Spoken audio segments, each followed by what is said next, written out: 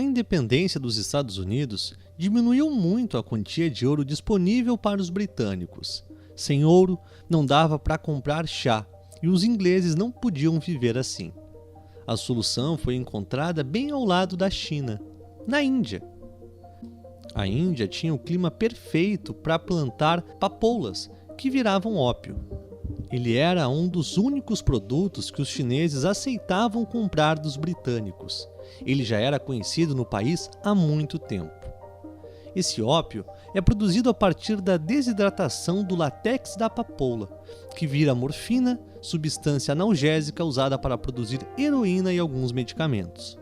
Ele provoca euforia, seguida de um estado relaxado, e o usuário se sente como se estivesse em um sonho. Mas o uso frequente traz uma dependência muito grande e causa deterioração mental e física do usuário. As papoulas precisavam de grandes áreas de terra para serem plantadas. Para conseguir essas áreas, a Companhia Britânica das Índias Orientais recrutou um exército enorme que chegou a 260 mil soldados, 2 vezes maior que o do Reino Unido. Como a Índia era muito fragmentada e fácil de conquistar, a companhia se tornou dona de boa parte do país no começo do século XIX, e em 1857 o país inteiro estava sob controle britânico. Os britânicos começaram a levar cada vez mais ópio para comerciar com os chineses, e o número de viciados na China disparou. O governo imperial, preocupado com a situação, baniu o comércio de ópio e ameaçou a companhia.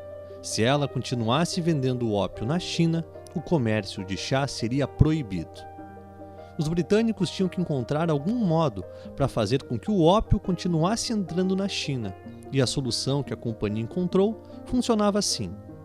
Eles levariam seu ópio para Calcutá e, por meio de leilões, o vendiam para mercadores privados de diversas nacionalidades, que levavam ele escondido em seus barcos para a China. De lá, o ópio era contrabandeado para dentro do país por mercadores nativos. Assim, a companhia não era responsabilizada pelo comércio do ópio, que continuou a crescer junto com o do chá. O ópio cresceu tanto na China que ficou maior que o chá, revertendo o fluxo dos metais preciosos. De 1800 a 1810, os britânicos pagaram 983 toneladas de prata para os chineses. 30 anos depois, de 1830 a 1840, os chineses é que pagaram 366 toneladas de prata aos britânicos, tudo graças ao ópio. A situação estava insustentável para os chineses, que em 1839 confiscaram os 20 mil baús de ópio que estavam no porto de Cantão, gerando uma perda que hoje equivaleria a 3 bilhões de dólares. Os ingleses ficaram furiosos e enviaram navios de guerra para o porto de Cantão, marcando o início da Primeira Guerra do Ópio. A Revolução Industrial havia tornado a Inglaterra muito mais poderosa que a China. Os navios a vapor feitos de aço produzidos lá eram muito melhores do que os juncos chineses, e o tamanho de sua frota aumentava muito rápido, graças à produtividade trazida pelas máquinas. Os chineses foram dominados na guerra. O resultado foi o Tratado de Nanquim, que humilhou os chineses. Os chineses, que acreditavam que sua nação era invencível, foram vencidos por uma ilha minúscula do outro lado do mundo. Eles foram forçados a pagar todo o ópio confiscado e os custos da guerra, além de ceder Hong Kong de forma perpétua aos ingleses. O imperador Dao Guang também foi pressionado para legalizar o ópio na China inteira, mas disse que nada vai me fazer lucrar com o vício e a miséria do meu povo. O Império Chinês continuou tentando resistir ao ópio. No ano de 1856, oficiais revistaram um navio britânico atrás da droga e toda a tripulação dele foi presa. O Reino Unido, que já estava ansioso pela legalização, usou esse incidente como pretexto para começar a Segunda Guerra do Ópio, que foi tão unilateral quanto a primeira. O resultado foi outro tratado, o de Tianjin, que forçou a legalização do ópio e a abertura de mais portos chineses para o Ocidente. O devastador comércio do ópio continuou até 1911. Para tentar quebrar o monopólio chinês da produção de chá, os britânicos também experimentaram plantar a camélia. O lugar escolhido para esses experimentos foi Assam, na Índia, que tinha um clima propício para o crescimento do chá.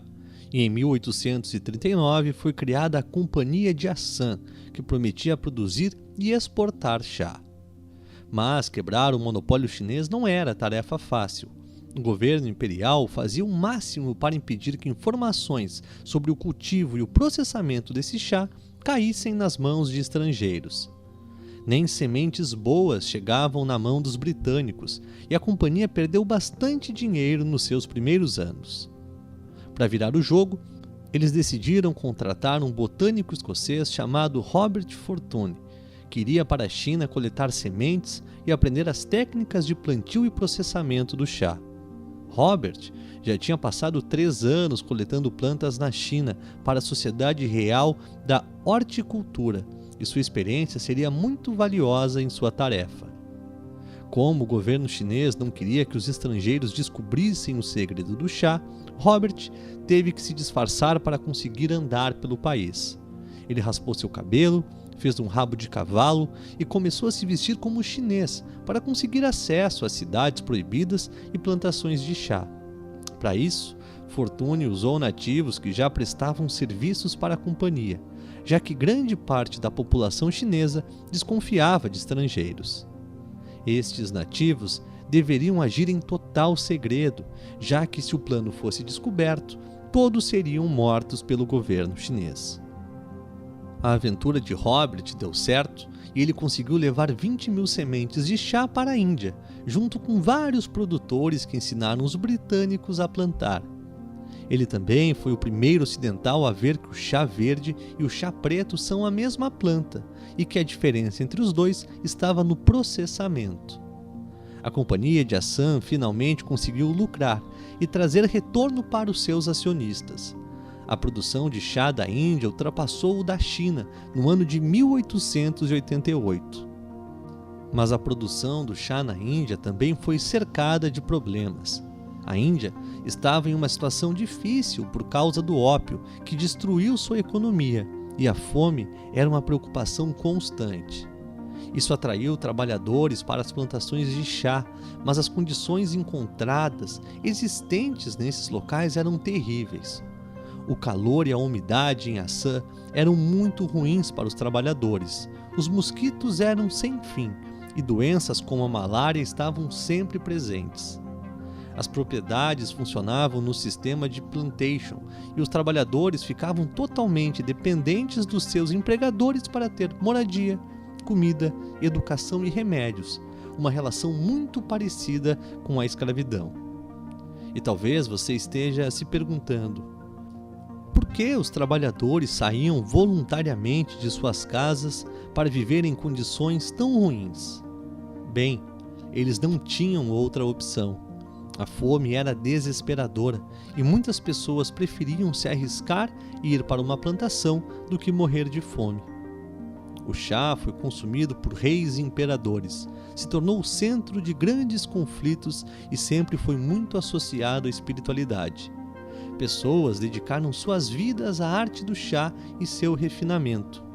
A China, local de origem da bebida, só retomou seu posto como o maior produtor de chá em 2010, graças a grandes investimentos do governo.